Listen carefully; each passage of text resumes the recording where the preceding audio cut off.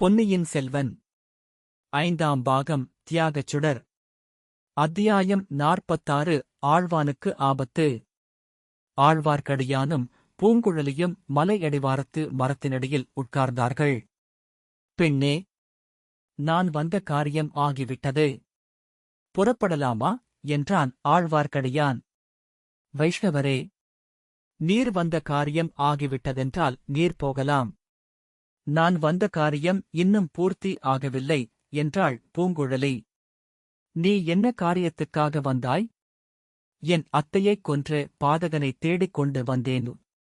அவனைக் கண்டுபிடிக்கவில்லையா? அதோ அந்தச் சதிகாரரின் கூட்டத்தில் அவன் இல்லையா? இருக்கிறான்.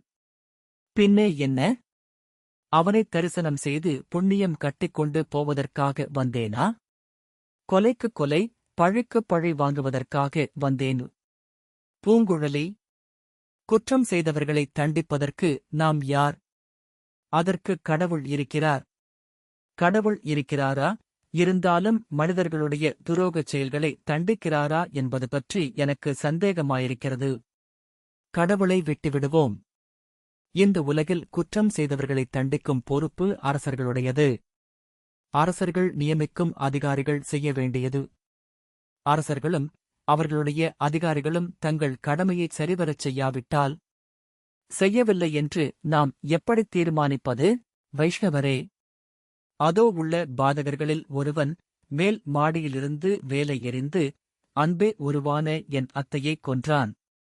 வாயினால் பேசத் தெரியாதவளும் ஒருவருக்கும் ஒரு தீங்கும் நினையாதவளும் வாழ்க்கையெல்லாம் துர்ப்பாக்கியசாலியாக இருந்தவளுமான ஒரு பேதைப் பெண்ணைக் கொன்றான். சக்கரவர்த்தியும் அவருடைய ராணிமார்களும் தஞ்சைக் கோட்டை அதிகாரியான சின்னப் பழுவேட்டரையரும் பார்த்துக் கொண்டிருந்தார்கள். ஆயினும் அவனை தப்பி ஓடும்படி விட்டுவிட்டார்கள். பூங்குழலி, சோமன் சாம்பவனைப் பிடிப்பதற்கு யாதொரு முயற்சியும் அவர்கள் செய்யவில்லையா? வாழ்நாளெல்லாம் என் அத்தையை நிராகரித்த சக்கரவர்த்தி அப்போது அவளை மடியில் போட்டுக்கொண்டு அழுதார். மற்றவர்கள் எல்லோரும் திக்பிரமை கொண்டு நின்றார்கள். கொலைக்காரனைத் தொடர்ந்து நான் போகிறேன் என்றதும் சின்னப் பழுவேட்டரையரும் எழுந்து வந்தார். ஆனால் சுரங்கப்பாதையில் அவர் திரும்பிப் போக நேர்ந்தது. அது என்ன? சுரங்கப்பாதையில் நானும் அவரும் சென்றபோது இருளில் ஓர் ஓலக்குரல் கேட்டது.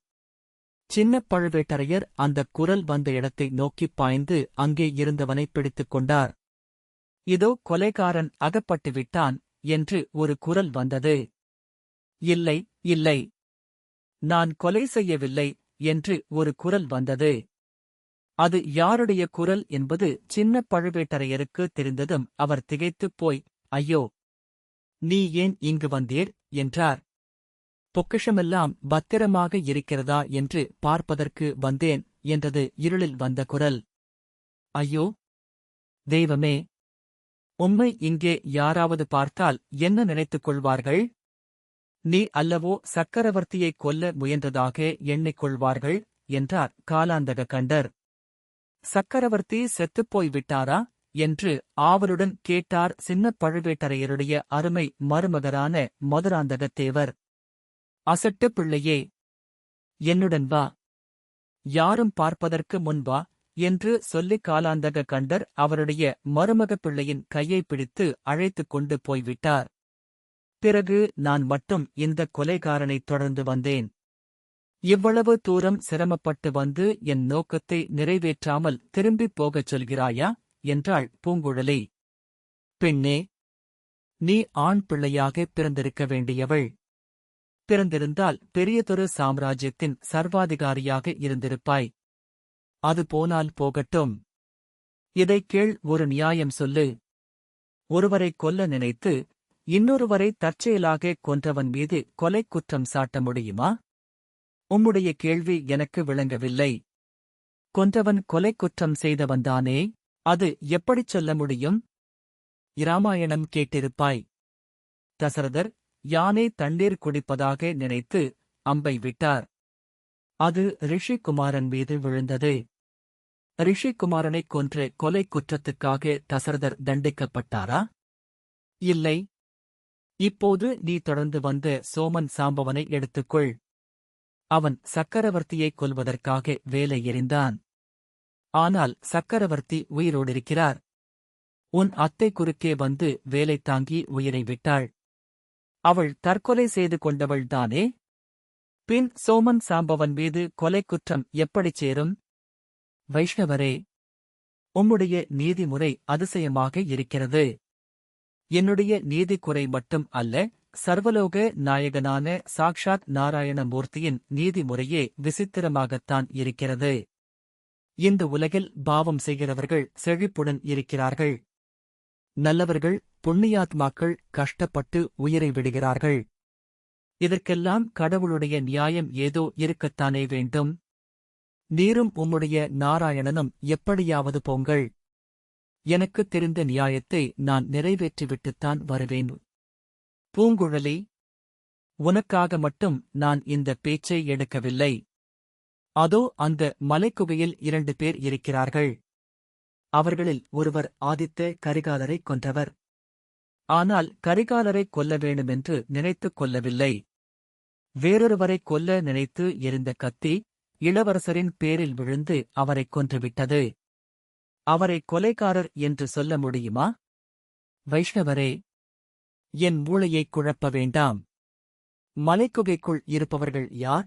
சோழ சாம்ராஜ்யத்தின் தனாதிகாரி, தஞ்சை அரண்மனையில் சர்வாதிகாரி, 24 போர்க்களங்களில் போரிட்டு 64 விழுப்புண்களை தம் திருமேனியில் சுமந்திருக்கும் வீராதி வீரர். இறை விதிக்கும் தேவர், குறுநில மன்னர் குழுவின் மாபெரும் தலைவர். நந்தினி தேவியின் கணவர் பெரிய பழுவேட்டரையர் அந்த மலைக்குகையில் வீற்றிருக்கிறார். இவ்வாறு ஆழ்வார்க்கடியான் பெருங்குரலில் கட்டியும் கூறுவது போல் கூறினான். அதே சமயத்தில் ரவிதாசன், ரேவதாசன், பரமேசுவரன், சோமன் சாம்பவன் முதலியவர்கள் திடுதிடுவென்று ஓடி வந்தார்கள். பூங்குழலி சட்டென்று அப்பால் விலகி நின்றாள். ரவிதாசன் கையில் குறுந்தடி ஒன்று இருந்தது. அதை ஓங்கிய வண்ணம் ரவிதாசன், அடே வேஷதாரி வைஷ்ணவனே! அன்பில் அனிருத்தரின் ஒற்றனே! கடைசியில் எங்களிடம் அகப்பட்டுக் கொண்டாயா? நாங்கள் செய்த 3 முயற்சியில் ஒன்றிலேதான் வெற்றி அடைந்தோம். மற்ற 2லும் தோல்வி அடைந்தோம். அந்த தோல்விகளைப் பற்றி எங்களுக்கு இனி கவலையில்லை. 3 ஆண்டுகளாக தேடிக் கொண்டிருந்த உன்னை பிடித்துவிட்டோ மல்லவா? இந்தத் தடவை நீ எங்களிடமிருந்து தப்ப முடியாது என்றான். உடனே ஆழ்வார்க்கடியான் முன்னைவிட உரத்த குரலில், அப்பனே! தேடுகிறவன் யார்? தப்பி ஓடுகிறவன் யார்? எல்லாரும் அந்த சாக்ஷாத் நாராயணமூர்த்தியின் குமாரர்கள்தான். அவனன்றி ஓரணுவும் இந்த உலகில் அசையுமா? ரவிதாசா, நீயும் கேள். உன்னைச் சேர்ந்தவர்களும் கேட்கட்டும். வேறு வேறு சில்லறை தெய்வங்களையெல்லாம் விட்டுவிட்டு சாக்ஷாத் மகாவிஷ்ணுவை சரணமடையுங்கள். பகவான் உங்களுடைய பாவங்களையெல்லாம் மன்னித்துக் காப்பாற்றுவார். மானிடர்களுக்காக உழைத்து வாழ்க்கையை வீணாக்கி மடிந்து போகாதீர்கள். நாராயணனைத் தொழுது நரஜன்மம் எடுத்ததன் பலனை அடையுங்கள். பரமபதத்தில் உங்களுக்கு இடம் தேடிக் கொள்ளுங்கள். எங்கே என்னுடன் சேர்ந்து எல்லாரும் பாடுங்கள், பார்க்கலாம். நாராயணனே தெய்வம், நாமெல்லோரும் துதி செய்வோம் என்று பாடத் தொடங்கினான். ரவிதாசன் கலகலவென்று சிரித்துவிட்டு, ஏனப்பா வைஷ்ணவனே, சாக்ஷாத் பரமசிவன் மட்டும் தெய்வம் இல்லையா? பரமசிவனை துதித்தால் பரமபதம் கிட்டாதா என்றான். ஆழ்வார்க்கடியான் உற்சாகத்துடன், பரமசிவன் அழைக்கும் தெய்வம், நாராயணன்தான் காக்கும் தெய்வம். அன்று முதலை வாயில் அகப்பட்டுக் கொண்டு தவித்த கஜராஜனை எங்கள் நாராயணமூர்த்தி காப்பாற்றியதை மறந்துவிட்டீர்களா என்றான். அப்பனே, கஜராஜனைக் காப்பாற்றிய விஷ்ணு பகவான் முதலையை கொல்லத்தானே செய்தார்? அதுபோலவே இராவணன், கும்பகர்ணன், இரணியாட்சன், இரணிய கசிபு, சிசுபாலன், தந்தவக்கிரன் ஆகியவர்களை உங்கள் மகாவிஷ்ணு அழித்துப் போடவில்லையா என்றான் ரவிதாசன். எங்கள் பெருமாளின் கையால் வதையுண்டவர்களும் சாக்ஷாத் ஸ்ரீ வைகுண்டத்தை அடைவார்கள். இரணியனையும் இராவணனையும் சிசுபாலனையும் கொன்ற பிறகு அவர்களுக்கு பகவான் வைகுண்ட பதவியை அளித்தார். உங்கள் பரமசிவனோ திரிபுரர்களை ஒரேடியாக நெற்றிக் கண்ணால் எரித்து அழைத்துப் போட்டார். அவர்களுக்கு மோட்சத்தைக் கொடுத்தாரா? சரி, சரி. உன் கதையை நிறுத்து. உன்னுடைய நாராயணன் இப்போது உன்னை வந்து காப்பாற்றட்டும் என்று சொல்லிக் கொண்டே ரவிதாசன் தன் கையிலிருந்த குறுந்தடியை ஓங்கினான். அந்தச் சமயம் பூங்குழலி ஆழ்வார்க்கடியானுக்கு உதவி செய்ய விரும்பி இடுப்பில் செருகியிருந்த கத்தியை எடுத்தாள். அதே நேரத்தில் மலைக்குகையிலிருந்து தலைவிரி கோலமாக ஒரு பெண்ணுருவம் ஓடி வருவதை பார்த்தாள். ஒரு கணநேரம் அவளை தன் அத்தை மந்தாகினி என்று எண்ணிப் பிரமித்து நின்றாள்.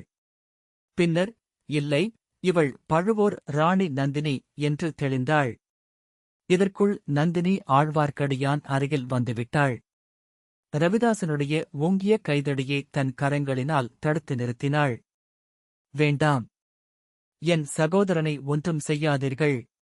ரவிதாசா, நான் உங்கள் ராணி என்பது உண்மையானால் தடியை கீழே போடு என்றாள். ஆழ்வார்க்கடியான் அப்போது, சகோதரி உனக்கு நன்றி, ஆனால் இவர்களால் எனக்கு எந்தவித தீங்கும் செய்திருக்க முடியாது.